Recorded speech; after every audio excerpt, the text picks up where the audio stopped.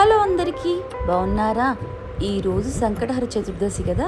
నేను మా ఇంట్లో పూజ ఎలా చేసుకున్నానో మీకు చూపిస్తున్నాను అన్నమాట. ముందుగా ఇవన్నీ సరి చేసుకున్నాను. పాలు, కుంకుమ నీళ్ళు, పసుపు నీళ్ళు, గంధం నీళ్ళు, అక్షంతులు, పూల నీళ్ళు అన్నమాట. ఫస్ట్ దీపం అంతా వెలిగించేసుకొని ఫస్ట్ అభిషేకం చేసుకుందాం అనేసి ఫస్ట్ నీరుతో అభిషేకం చేసుకున్నాను. దాని తర్వాత పాలతో అభిషేకం చేసుకున్నాను అన్నమాట.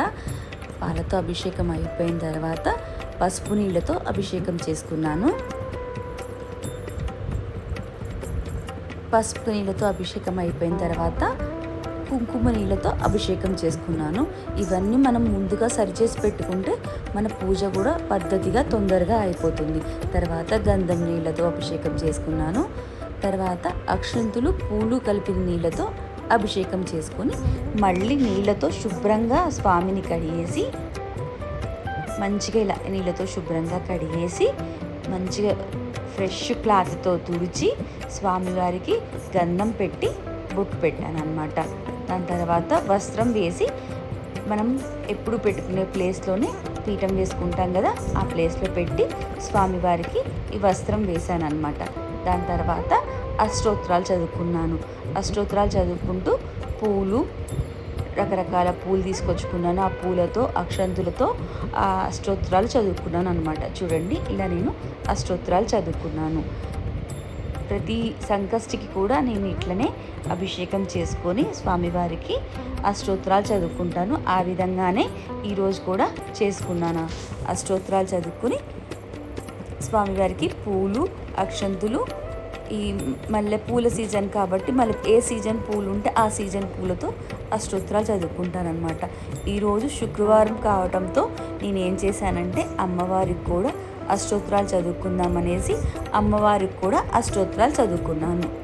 ఫస్ట్ అమ్మవారికి పసుపు, కుంకుమ, గంధం, అక్షంతులు, పూలు అన్నీ వేసిన తర్వాత అమ్మవారికి కూడా సేమ్ పూలతో, అక్షంతులతో, గంధంతో, పసుపుతో, కుంకుమతో ఆ స్తోత్రాలు చదువుకున్నాను. ఫస్ట్ అంతా పూలతో చేసుకున్నాను. దాని తర్వాత సేమ్ మల్లెపూలు, రకరకాల పూలతో చేసేసుకొని మళ్ళీ నేను కుంకుమతో అష్టోత్తరాలు చదువుకున్నాను అనమాట. ఇలా అష్టోత్తరాలు చదువుకుంటూ కుంకుమ పూజ కూడా చేసేసుకున్నాను. ఇలా కుంకుమ పూజ చేసేసుకున్నాను నేను. ఈరోజు శుక్రవారం అవటం వల్ల దాని తర్వాత మళ్ళీ నేను అగరబత్తి చూపించుకున్నాను. దాని తర్వాత ధూపం ఉంటుంది కదా, ధూప్ స్టిక్స్తో ధూపం వేసేసుకున్నాను అనమాట. వినాయక స్వామికి దీపం అంటే చాలా ఇష్టం కదా, అలా ధూపం పెట్టుకున్నాను. దాని తర్వాత కొబ్బరికాయ కొట్టేసి స్వామివారికి నైవేద్యం చూపించి హారతి చూపించాను అనమాట.